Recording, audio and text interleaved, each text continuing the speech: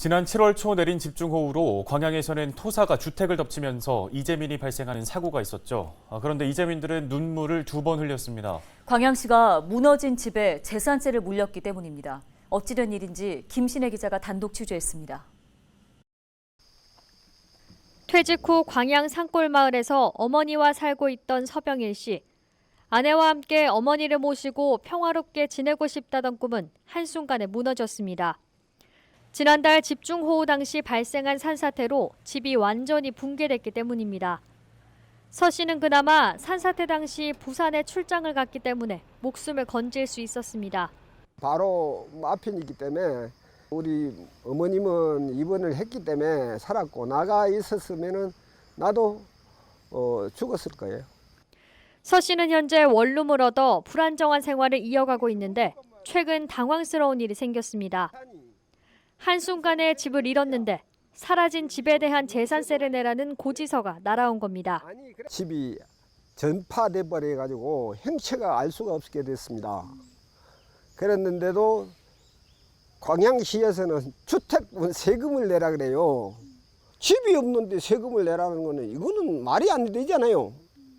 광양시에 민원을 제기해봤지만 서 씨에게는 세금을 감면해줄 관련법이 없으니 기한까지 내라는 답변만 돌아왔습니다. 그러면서도 광양시는 금액 부담이 큰 토지세를 감면하고 건물분에 대해서 그대로 부과했다고 밝혔습니다.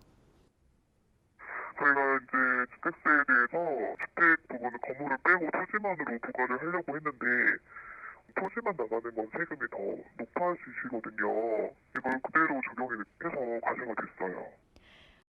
하지만 이재민은 집이 무너져 길가에 나앉은 상황에서 건물에 대한 재산세를 물리는 것도 수용할 수 없다는 입장입니다. 광양시는 이르면 내후년인 2023년에야 복구 공사를 시작할 수 있다고 말했습니다.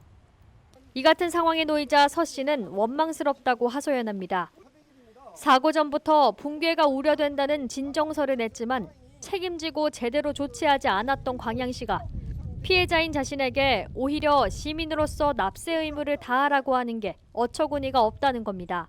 전조조짐이 있어서 진정서를 3번 내고 업자를 2번만 냈거든요. 마지막 내가 시청에 진정서를 들고 갔어요.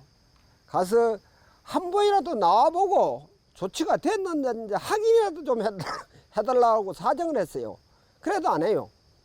그래도 뭐 결국은 이 대형사고가 났잖아요.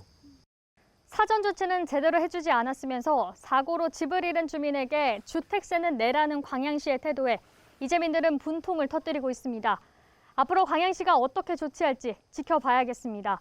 헬로티비 뉴스 김신혜입니다.